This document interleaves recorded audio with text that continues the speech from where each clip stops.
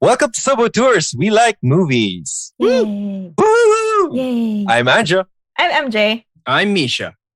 And today we will be talking about... No, we're not talking about Halloween anymore because, we need a palate cleanser, for our mental health and our sanity. We Yes. need one. Absolutely. A yes. real palate cleanser. That's what we needed. A real palate cleanser. Because we're going to be talking about a movie today starring Ryan Reynolds in it. Woohoo. And I know how much you love the taste of Ryan Reynolds. Me? Well, that's not what you said before. It was you said you wanted to taste Ryan Reynolds. No, I just said we needed a palate cleanser. Nope. I don't know what you're arguing about. I completely agree. Priorities. All right. Yes, we will have thirsty portions for this episode. So Yes. I love think the this fact whole that show it was, is going to be a thirsty portion. Yep. I love the fact that it was MJ who brought up the thirsty portion disclaimer for everyone. Because I'm Anjo owning wanted it. to do it. I'm owning it. Okay. As the Just like- thirstiest sub-auteur, I am owning it. Just like she would with Idris Elba, I'm dehydrated, bitch. Oh my God. Is that actually something people say now? Kind of. Okay, for those of you who are wondering what Ryan Reynolds movie we're going to be talking about, we're going to be talking about his latest movie called Free Guy, which is basically about for God, we have a Pokemon. We're again Pokemon. Sorry. Oh, Butterfree, come back. That Sorry, episode it's still so makes me stupid. cry. I'm My so Metapod, what happened to it? Wrong, Ryan. It's a Well, he was holding. in Pokemon, to be fair. Ryan Reynolds He was in wasn't Pokemon. Detective So Pikachu, You yes. was yeah. Pikachu. I can connect it Who? somehow. I don't care. Mhm. So you're okay with a yellow electric mouse as long as it sounds like Ryan Reynolds. Aren't you? Wouldn't you be? No, maybe that's you. No, that'd be cool. That'd be very fucking cool. Anyway, yeah, we're talking about Free Guy today. And Woohoo! yeah, we don't have any other excuse besides that we need a palate cleanser. Because Yes. following Ari Aster and Candyman and whatever we have in store for whatever the rest of the month, I think, yeah, we need it. We kind of do. We needed Mhm. something light, like Ari Aster. That Ari Aster. See, I can't even bring myself to pronounce his name right. That Ari Aster episode was just too much. I even had a Was- few jump scares that episode. Yep, you can Cats. check it out on our Instagram. We posted it. Sub_Auteurs. It's Yes. hilarious. It is gold. Not really. Maybe for you guys. Go for me. It was amazing. It was the best.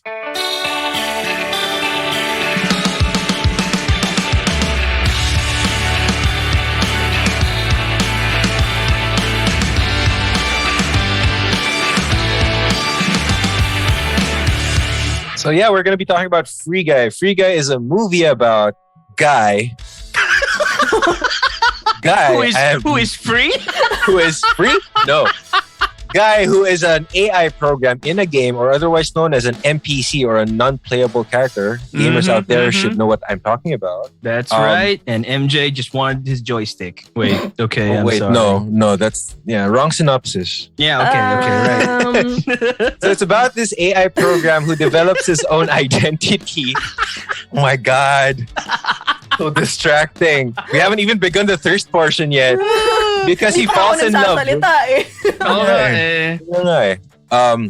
So no kidding, his name is Guy, who is otherwise an NPC in a video game world, who develops his own character or his own personality because he falls in love with an actual human player playing the game. So it's pretty interesting. What did you guys think about this movie? First impressions. Here starts the thirsty portion. Ryan Reynolds, yay! You didn't like Dude? No, dude was too much. We'll get to dude later. But first impressions, basically this is Ryan Reynolds being Ryan Reynolds. Like, I don't know how else to describe it because it's like he's not acting at all. He's just having stupid fun throughout this entire 2-hour movie. But I'm here for it. He's got his usual witty retorts. He's got his token sarcasm. He's got that beautiful face. I'm sorry. She just couldn't help herself. I just realized that you had a bonus thirst there in this movie. You did. Like, Channing Channing Tatum. My name is Jeff. Yeah, we'll talk Channing about Tatum. that. Yes. His name is Jeff. His name is Jeff. No, not really. He's not Jeff. But yeah, it does actually start off with Channing Tatum being like one of the cool sunglasses guys who we assume are the actual human players with their avatars and everything and sunglasses and shit. So it's pretty cool. It kind of reminds me of Grand Theft Auto a little bit. Oh yeah. It's like Grand Theft Auto had a baby with Fortnite and Call of Duty Mobile. It's all of those things where people parachute into a virtual battleground and they blow shit up. Yep. Basically World of Warcraft only in the GTAs, I think. There. Pretty much, yeah. But it does have a nice message to it. I wasn't expecting it to kind of get philosophical at some point, but for the most part, it was just really fun. Just so much. I can't even describe anything else. Describe it as anything else but fun. Absolutely. Yeah. I really enjoyed exactly what MJ said. It was just stupid fun, which I really needed it at the time, you know. It was the perfect way to just shut your brain off for 90 minutes and watch Ryan Reynolds playing Ryan Reynolds with some of the and playing with some of the most recognizable tropes in video games today. But that being said, I think it's kind of a niche product. Like, you can't show this movie to your parents. No. It would not make any sense to them. No, it really I think wouldn't. it's a generational thing. Yeah. Just they probably wouldn't understand a lot of the euphemisms used in that movie. Or no even like just little details. Like, I don't know, I remember this particular scene, really short, probably like 5 seconds long. A guy getting shot, and the guy who shot him started teabagging him, which is such a such a gamer thing to do. We've all seen it, but it's like, oh my god, that small detail got me cackling. It's true. It's damn true. Ang ganda nun. I also like, you know, it brought in little bits of gamer culture now, because like you even have like you realize that there's an audience for watching people just play games. Like, there's a reason that people would be online just to watch other people playing this virtual game. And at some point they even bring in like real life streamers, video game streamers, and they cameo as themselves, and they're all also watching this game. It's pretty cool. Legit did not know those are legit streamers. It's okay, you're a dad now. It's cool. You're exempted now. It's fine. Me? I'm ashamed of myself. It's all good. It's all good. To be honest, it was Dang who pointed it out. It wasn't. I didn't fucking recognize them. I'm sorry. Comes with age, Misha. Comes with age. Says the father. I have an excuse. Yeah, we all know how babies are made. That's the excuse. What's your point? No. So what did you guys enjoy most about this movie? Do I need to answer? Yeah, I kind of knew what your answer was going to be. Just give it to Misha. I'm going to be redundant at this point. Okay, Me? Misha. I mean, it was like, you know, watching him warm up for Deadpool 3. That's what it felt like. That's true. Yeah, it was a more wholesome Deadpool. That is true. Kinda. But let's be honest. Okay, let's go to the story, right? Where he meets this gamer who's played by Jodie Comer, whom I love from the first season of Killing Eve, because the next two seasons were kind of she's amazing, okay? And she totally sells this idea of being a postmodern, tough video game heroine. And, Manic pixie dream girl in a video game.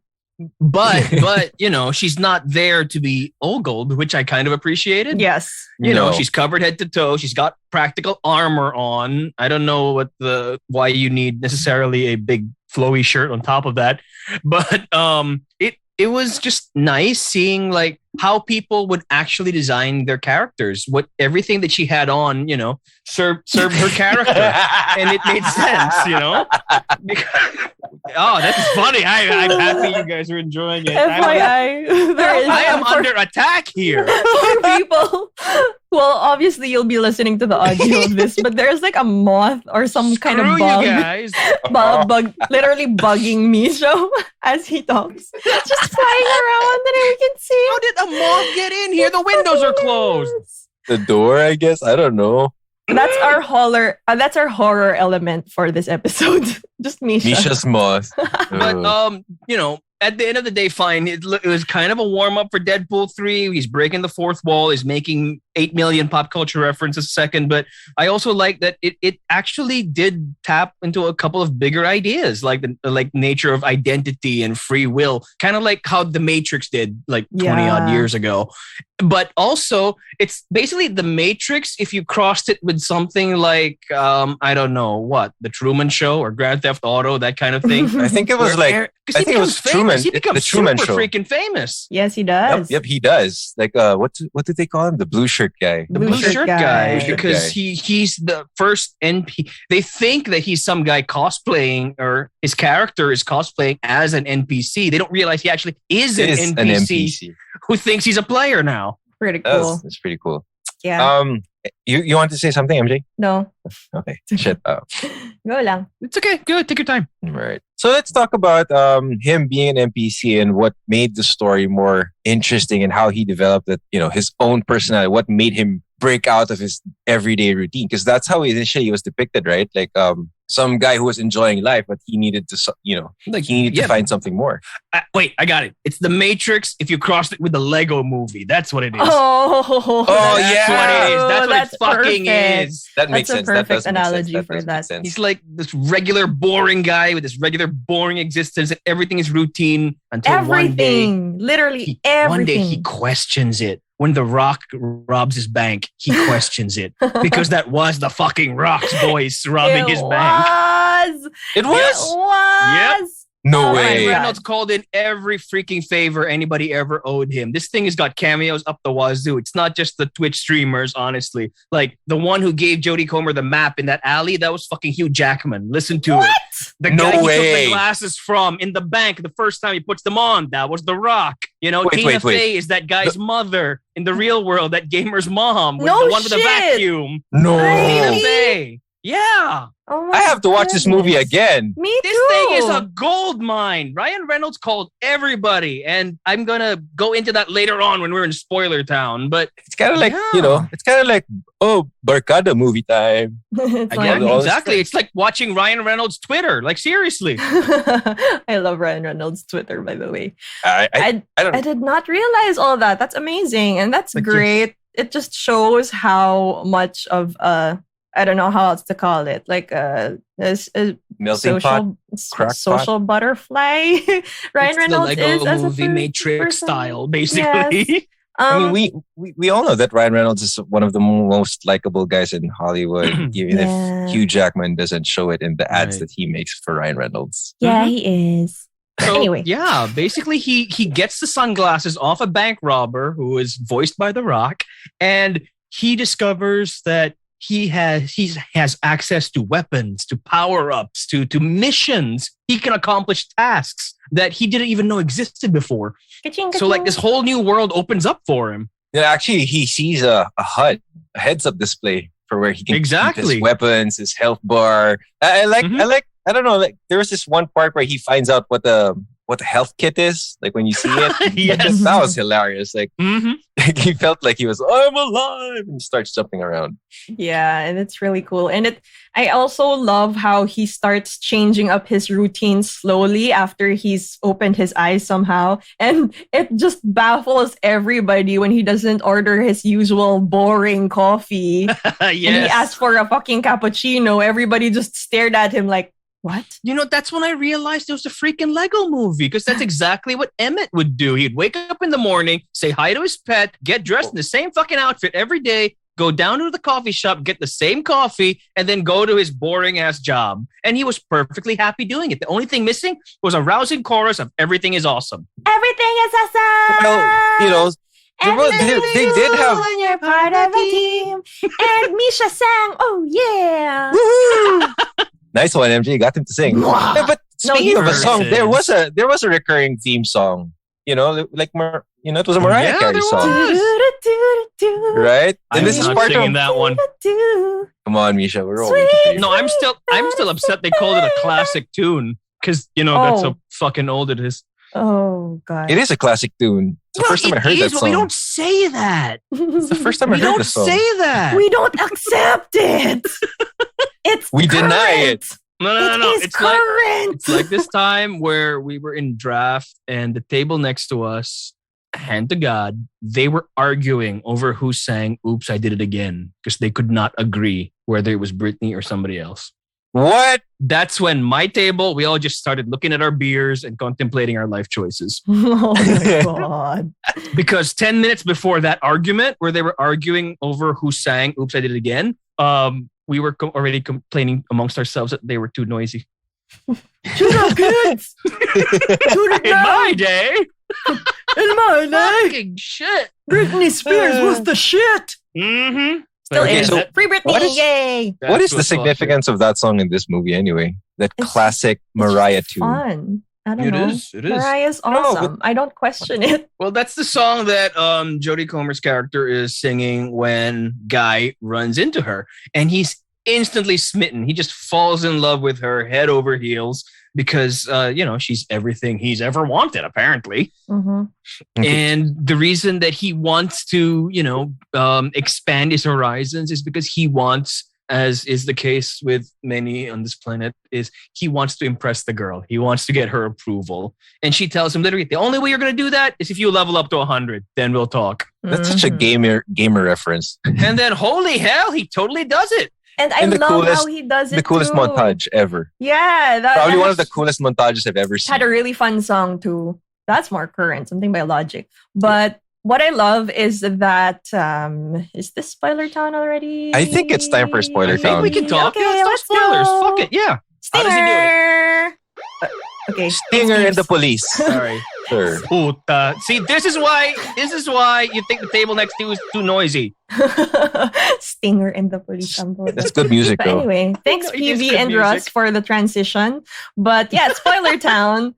I love how he chooses to level up because Guy is a good guy in general. Yes. He's just pretty cool, and he has this usual catchphrase of "Don't have a good day, Have a great day." It's like the Truman Show right It there is. again. Yeah. So what I love about it is that Jodie Comer, aka Molotov Girl, aka Millie, tells him to level up, and she gives him all these different ways that he could, like the usual: shoot people or steal shit from them, do whatever Grand Theft Auto peeps do to level up, maybe teabag someone again. But he chooses to be a good guy. He just doesn't want to do all that rob a bank type of shit because he's like, no, you know what? I'm going to level up by being myself. I'm going to be a straight up guy. I'm seeing all of this crime happen. And for some reason, nobody around me, all the other NPCs are just like marrying along in their regular day. I'm going to do something about it. And that's how he levels up so freaking fast, by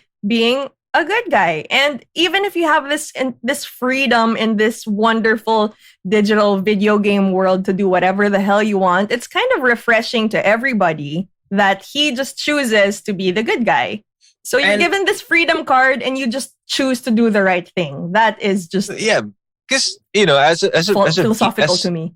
As a gamer, like I've played MMOs where just people just really wreak havoc in the game, and they just kind of mess with stuff, like destroy stuff, because it's a release for a lot of these people. So I guess now it would be refreshing to actually see somebody be a good guy in these games. Mm-hmm. Yeah, you see him kicking ass and kicking the asses of the people who deserve it, and he becomes super duper famous for it. Mm-hmm, mm-hmm. And something is interesting also because, like, at some point, like over the last year, we were just playing Call of Duty, the three of us, and with PV, our engineer. We were just playing fucking Call of Duty like every night. It was ridiculous. Oh, it was fun. I kind of want to play again. No, I'm not complaining. I'm just saying. Let's play later. The people that you play with, the people, the reason that Guy's actions really stand out is because exactly what you guys said. It's like nobody is nice online. They're all a bunch of jerks. The people you play with. They're going to take every chance to, straight up murder, steal, betray, backstab, Shoot. That's before you even hit the ground after you jump out of the plane. It's the power of anonymity. But Guy was Mr. Nice Guy. He was like decent and helping people and all that. And he just turned it on its head. And it was incredible. It was just fun to watch. Now that is a different kind of grind that you don't actually see. Yes. When you play these things. Yep.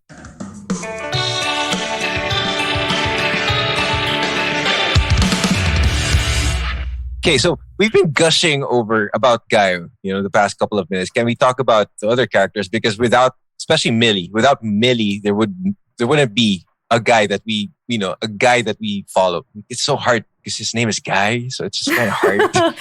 This guy. You know this guy? The guy. The guy. Okay, I kind of want to talk about Millie because we talk about Ate Guy ang puta.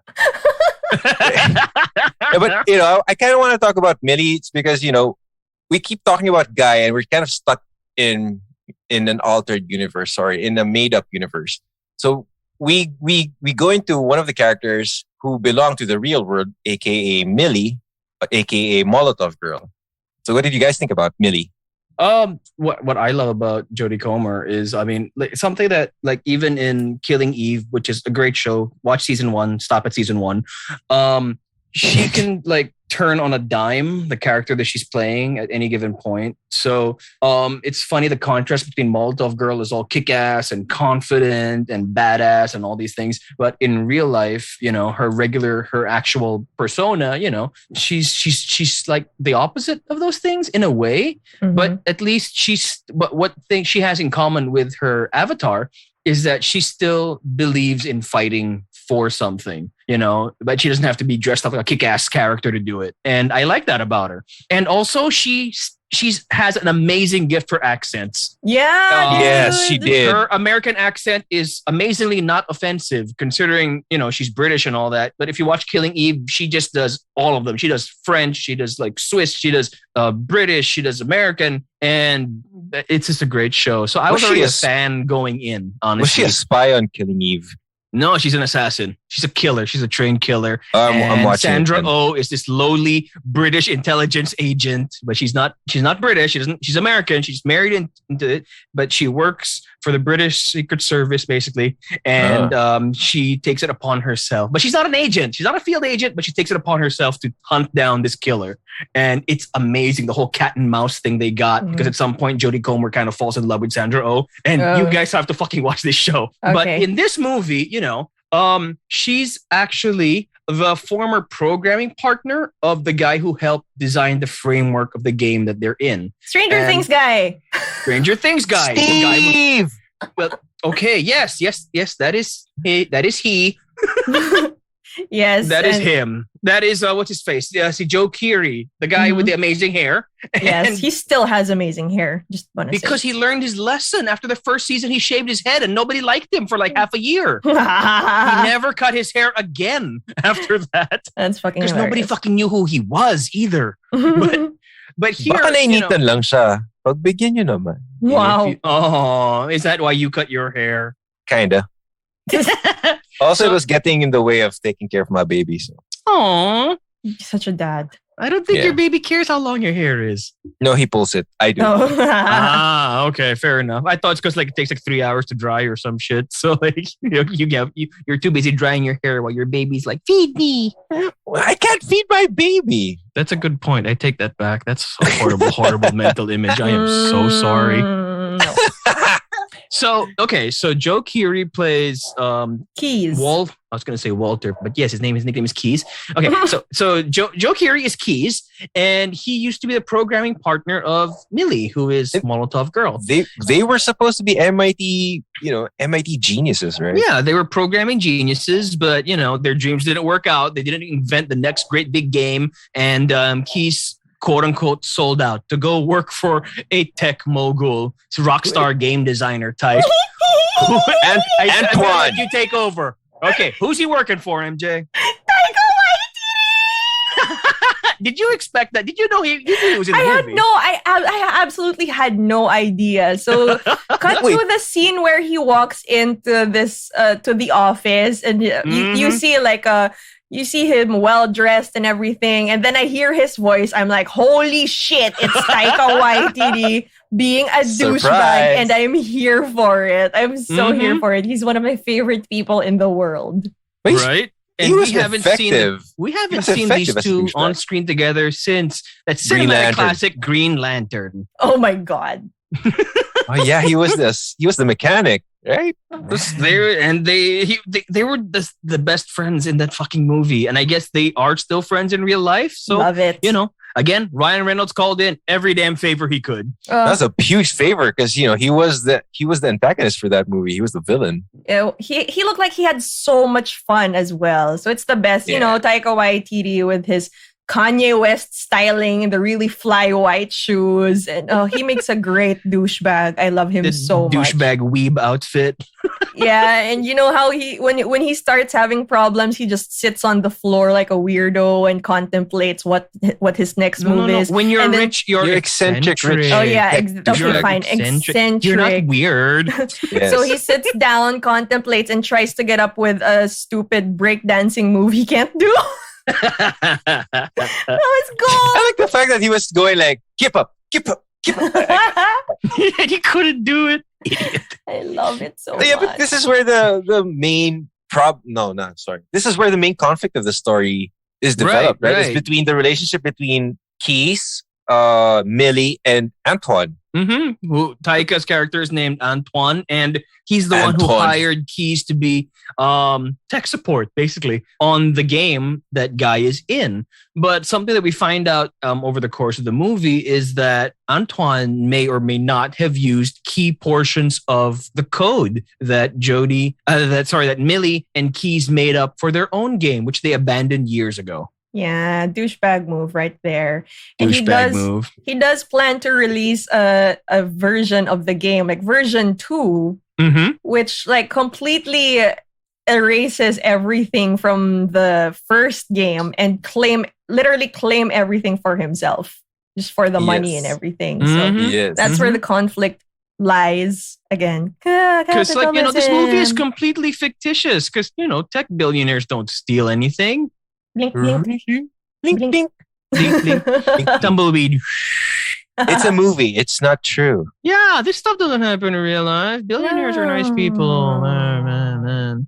Okay, but what MJ said, right? So the big problem with replacing the game with a new version, replacing Free City with a new version, is that it's going to erase everything that's there now. So Guy has to figure out a way to save himself, save his friends, save his world from being erased or deleted. And apparently the only way they can do that is to prove that some of Millie's and Key's original code is in the game. And that's just an amazing excuse for them to have all sorts of crazy ass adventures. I know. And they run into Channing Tatum at some point. This is your takeaway. This is your fucking takeaway. The entire world's gonna end, and your takeaway is they ran into Channing Tatum. But it's gold. I love that moment. Can I just say so? There's this encounter where they have to get like this device where the code is, right? So they see Channing Tatum. And Channing Tatum's real life human character, who is your stereotypical gamer dude living in his mom's house, is actually a huge fan of Guy. So it's like, he's like, oh, can I, he's fanboying over Guy and everything. And then he's like, can you say my catchphrase? And Guy wouldn't even do it because it's off brand for him. It's so fucking funny. And you see Channing Tatum begging and fanboying and doing this like stupid little dance just to impress Guy and everything. I think he did the Fortnite dance at some point. I don't even play Fortnite, but it's just he did a whole bunch of the dances. Yeah, so perfect person to do all those silly dance moves, Channing Tatum. And I love when actually, since your video game character, you have a headset and everything, right? So whatever this character or this guy, the player, says in real life, Channing Tatum's as the avatar says. So when he's actually saying like, "Mom, stop vacuuming" or something, Channing Tatum will actually say it out loud. Yeah, so he would actually say it out loud, and Guy would be like, "Who are you talking to? What are you Guy talking has about?" no idea it's a game. It has no idea, and I love how he ends his cameo with, "Mom, do not touch that sock." Oh my god, that was nasty. That's my special sock, Mom. That was fucking nasty. You're not gonna like it. So yeah, that's my Did not takeaway. need that. Yeah, I did not need that. It's hilarious though, but yeah, all these crazy adventures, and you eventually see Molotov Girl / Millie and Guy form this sort of relationship, and Millie in real life is kind of conflicted because like she's like, holy shit, do I have feelings for a fucking video game, an NPC? It's not even a real person. But she doesn't realize that he's an NPC until a bit later. A little bit later, first, and they do realize that he's actually this really, really advanced AI character or code that he's actually worked on. So it's actually pretty cute how it all turned out. Now that you mentioned that he was a character that Keys worked on, this is where things get interesting. Like there was, like we mentioned earlier that there was a message about this. This movie had a message that was subtle and not too preachy, which is why we appreciated it. But that Keys wrote code to come out in the game to reflect a part of himself. Yeah, that's pretty sweet, actually. So the reason why Guy falls head over heels for a Molotov Girl is that actually the guy who wrote him actually had those genuine feelings. And it's just like, oh, you made him alive. That's so cute. But here's the thing, right? Like, she was like super dense about it. Because like he spells it out in that video. Yeah. Where he says like, the first part I had where to program the perfect person for my guy to fall in love with. So who better than the one next to me? And it's just like, and I'm like, oh, I did that Leonardo DiCaprio meme where I pointed at screen like, oh! But and then she just goes like, Millie, straight up platonic. Millie fucking pauses the thing and leaves the room. She doesn't get it. She did not get it. She did not get it. Again, I know I have no high ground in this sort of thing, but really, Jesus Christ. Oh, it's adorable. It was though. cute. He took her for bubblegum ice cream. I want bubblegum ice cream. Oh, I like bubblegum ice cream. No, I like the fact that I don't like bubblegum ice cream. I like the fact that it's like I don't like bubblegum ice cream, but it's kind of adorable how they were in the swings and everything. So that's cute. So hindi ma-in love si Ryan Reynolds sa'yo? Sige ka na, kakain ako ng bubblegum ice cream. Sige, okay lang. Game. Bigyan niyo ako. Akin na. Grabe. Okay lang. I'm just asking. For Ryan Reynolds, fine. Bubblegum ice cream. Sure. No, but it's kind of cute that his love letter was actually writing of some sort. Writing code. It kind of was, that was his love letter to her. It was a fucking video game character. And the fact that it got transported into Antoine's game, it just means that they now had a perfect way to claim a piece of this billion-dollar, multi-million-dollar successful franchise. But in the end, they chose love. Cute. But not before awesome CGI shit happened. Yep, a lot of awesome CGI shit. Yes. And part of that CGI was the character that Antoine wanted to develop for his sequel, like a better version of Guy. Oh God, this is probably one of my favorite parts. Dude. Yeah, because okay. So Antoine gets sick of people all over the world falling in love with Guy because they can't control Guy. And when they when they realize that he's just an NPC, so he shouldn't be doing the things he's doing at all. I think this so is he decides to create. He tells his guys, "Make me our version of Guy. Make me a better Guy. Make me a dude." I like the fact that he refers to those teams as like art guys. He snaps his fingers and calls them, like tells them what to do. Like, make me a dude. Like minions. Call him dude. Art guys. Tech guys.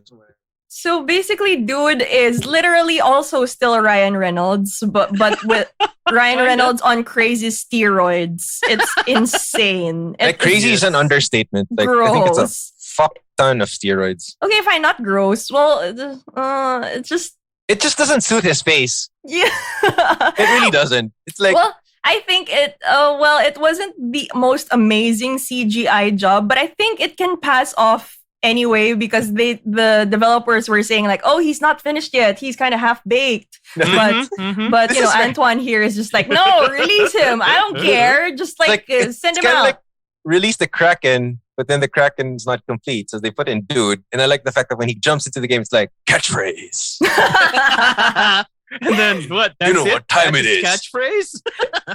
And how he fills up. He can't even like form a coherent sentence. He's like literally a huge meat-headed version of Ryan Reynolds. What did the art guy say? He had like 70% of a brain or something. Kind of. And I love how his catchphrase is catchphrase. And in some words, he says the coders put like TBD or we'll figure this out. He wasn't done. It's like literally how anyone who uses a computer names their unfinished files. Exactly. Yes. Exactly right. And then lo and behold, the fight scene happens, right? And then we see more favors being called in. And the cool thing about the fight scene was like even before we get to the favors being called in was just the sheer number of references that they threw in. Like, oh god, or even earlier, like when they were in Channing Tatum's stash house, you know, he pulls out Mega Man's armbuster and he shoots a dude with it.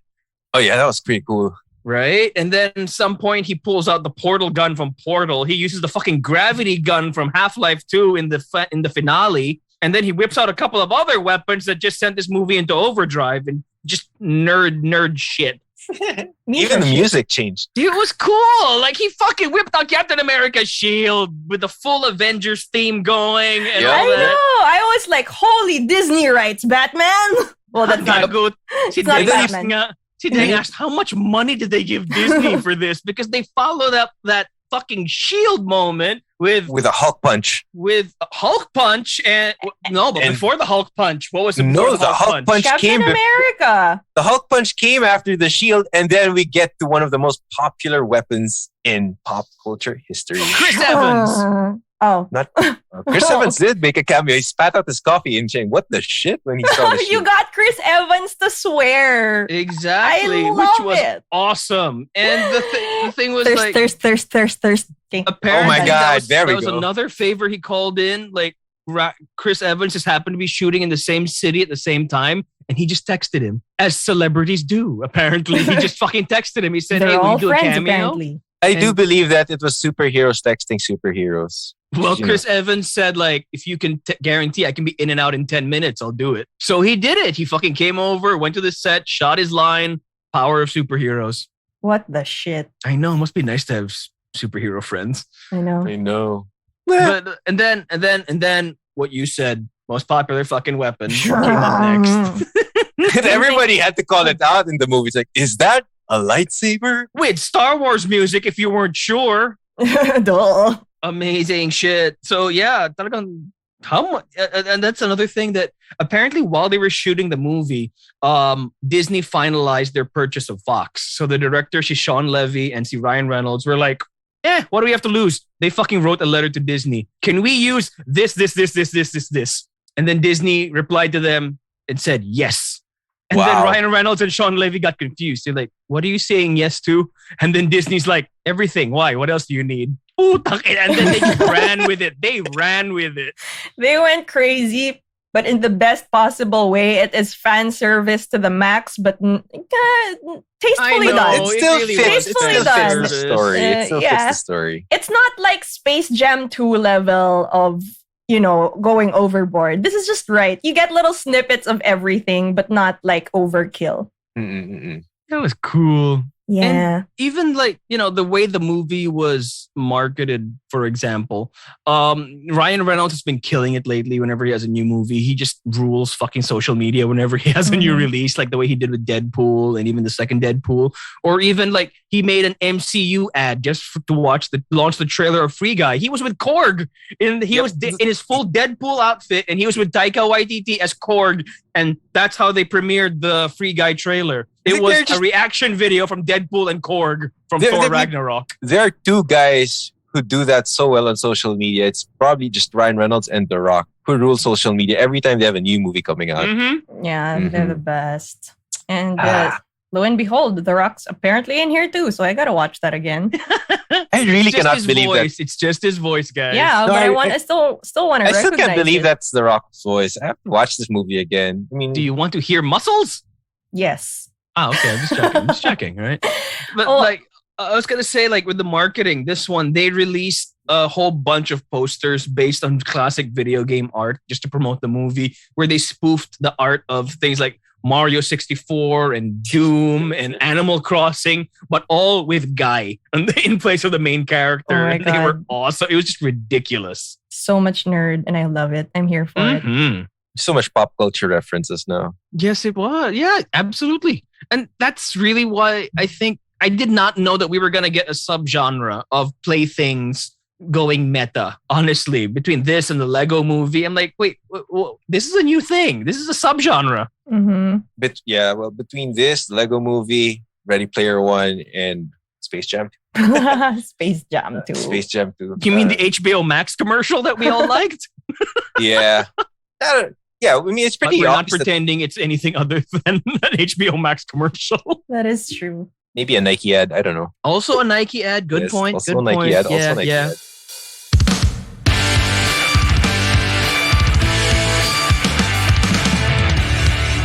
It's pretty obvious that we all enjoy this movie. We all loved it. But did you guys think that there should have been something that the filmmakers should have improved on? To be fair, look, I'm not gonna pretend it was some great work of art. Okay? Yeah, it's not. I mean, it's like not the best. it's really not. But you know, I took it as it was advertised a good time, and I did have a good It time. absolutely was. Mhm. Yeah, I would have loved to see. You know what I would have loved to do? I would have loved to see it in a theater with an audience. Yeah, Yeah, that would have been made- fun. That would have made the experience so much better. Don't get me Mhm. wrong. I mean, I saw it with my girlfriend. It was awesome. It was fun to watch. But you cannot beat, and this is going to sound horrible, you can't beat sitting in the dark with 400 strangers or laughing your ass off. You know, there's just something about that communal experience. Yes. Everybody reacting to shit that, you know, tickles your funny bone or oh, I recognize that. Can you imagine the cinema the second that fucking shield came up? What Yeah. the cinema would Like have been everybody like. probably would have been in the clapping or screaming. And at then some follow point. it up like 10 seconds later with a fucking lightsaber and John Williams music. For me personally, I enjoyed it as it was. It was a hell of a ride. It was super fun. I didn't expect much from it. But again, we're getting Ryan Reynolds as Ryan Reynolds. Yes, So yes. this is just me probably moving forward, thinking of what else I can expect from Ryan Reynolds. Because I want, we all appreciate actors with range. And he's really good at what he's doing. And, he milks the shit out of this persona that he has in real life and puts it onto the big screen with so much life, and it is hella entertaining. But moving forward, for Ryan Reynolds movies that I want to watch in the future, I just probably want him to surprise me. It's like maybe I'm getting a little bored. I can't believe I'm saying this, but I know. You did Oh not. no! That's just me personally. I mean, I love looking at him. Not gonna lie. She said it. She But- said that he bores her. I'm just saying, like, I'd love So- him to surprise us with maybe a totally different role next time. But I did enjoy this. I just don't know how much more of these roles Ryan Reynolds I I mean, can take in the future. You have think Deadpool, you have Waiting, you have this movie, you I have think Van Waiting Wilder. was like 15 years ago at this point. That's not current anymore. yeah, Yeah. but he essentially plays Himself in Exactly. every Mhm. movie. himself in every But movie. that's the thing. She's absolutely right. yeah. He needs to get to the Jim Carrey stage of his career where, he has to prove that he can do something else. But Yeah, but I'm I at that think point. Ryan Because like Reynolds. the older he gets, the less charming it'll be. Yep. Yeah, but then I think in terms of career decisions between him and Jim Carrey, there's a difference because Ryan Reynolds is more of a producer than Jim Carrey is. Because Jim Carrey is more of an actor now because he produces movies now Oh. Yeah, but still. As an actor, I guess I'd like to Yeah. see some range. as an actor. Exactly. That's what we're talking about. Do You know, you he can want- do whatever the hell he wants on do the you want- side, but do you as an want- actor, he has to expand his range. Otherwise, he'll just get stuck in a rut. Mhm. Yeah, the rut's been working for him. It's making him a lot of money. So for now, I guess that's fine. Yeah, I again, guess. but again, he has to expand. Imagine if Jim Carrey was still making Ace Ventura sequels. Come Oh on. God. Nah. Imagine if Jim Diba? Carrey never made Eternal Sunshine for a Spotless Mind. Or We even wouldn't- the Truman Show. for Yeah, heaven's or sake. the Yeah, Truman Show. was great. It's like we wouldn't be as impressed with Jim Carrey as we are now if But you're yeah. comparing. But True, again, timing counts for something. Like Yeah. the reason the Cable Guy flopped, it's an amazing dark comedy, but it came out at a time when people still saw him only as Ace Ventura, Dumb and Dumber, The Mask, all that shit. So they weren't ready for that. I think MJ's onto something here that we are ready to see Ryan Reynolds do something else because he's been doing the same thing for like, and I'm not even kidding, at this point, like 25 years now, ever since that sitcom, Two Guys, a Girl, and a Pizza Place. He was still snarky young guy. Yeah, And then he became snarky college guy in Van Wilder. And then he became snarky food service but guy in Waiting. It could Now go. he's just, you know, It- snarky guy. It could go two ways. He was snarky, Deadpool, you know, and he was also snarky little yellow rat. Still the same. As you know? Pikachu. Still, he was fucking Pikachu, and he's still himself. Well, he Right, did. You know, that's they're right. they're like, okay, we kind of stopped mentioning that he did have a string of rom-coms, like, you know, The Proposal and Definitely. What was he in all of those? Snarky guy. He wasn't that snarky in. Really? No, he wasn't. Not in Definitely Maybe. He was kind of snarky in The Proposal. He did make Buried. He was still Ryan Reynolds. Yeah, I actually haven't. I didn't watch Buried. I don't know, but yeah, I agree. I agree. Yeah, that's my. It's not my gripe with the movie per se, because the movie's great. It's fun. It's just me, my honest opinion wanting about for Ryan more. You knew Reynolds. what you were gonna get going. Yeah, in, basically. yeah. Mhm. He didn't go beyond that. Yeah. But likable, smarmy guy, he's got that down pat. It would be just Mhm. great to see him do something else. It'd be like if Robin Williams just played manic, crazy, wild, funny man, Oh, I miss you know, and didn't Robin try Williams. doing dramas, you know. Yeah. I miss him. Well, we know that we know our thoughts about Ryan Reynolds, but what about the other performers in this movie? What about his best friend? Did you guys have fun with his best friend? I love Buddy. He's the best. He was such a wingman. Lil Rel Howery is just so, So precious. loyal. So No, but I like precious. that talk they had right before when Guy kind of lost his faith in whatever world he was in. It was so nice. I liked it. It's like, you know, we don't need to be real. Our friendship is real. I'm like, Aw. motherfucker. Yeah, that's when the movie gets deep, but it's not preachy.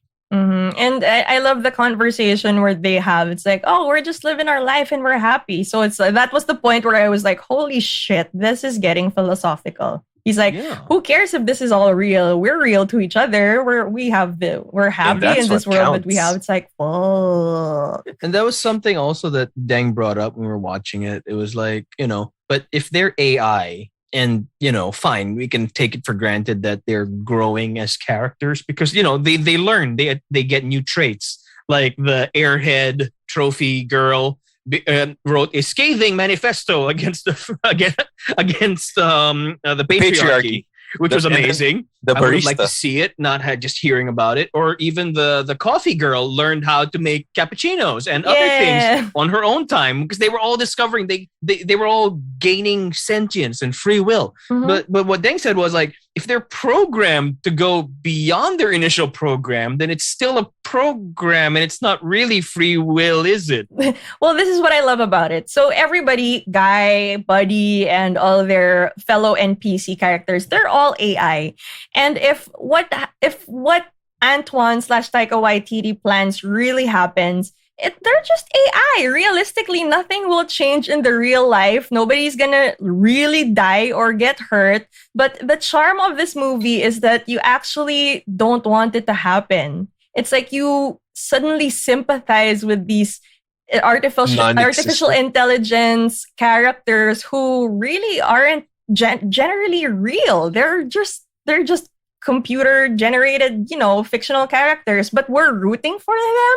We have feelings for them. We relate to them somehow. So it's just amazing how they humanize these NPCs who are usually taken for granted in all the video games that we play in real life. Usually NPCs in video games, you just want to see all the funny ways you can kill them. Exactly. Yeah.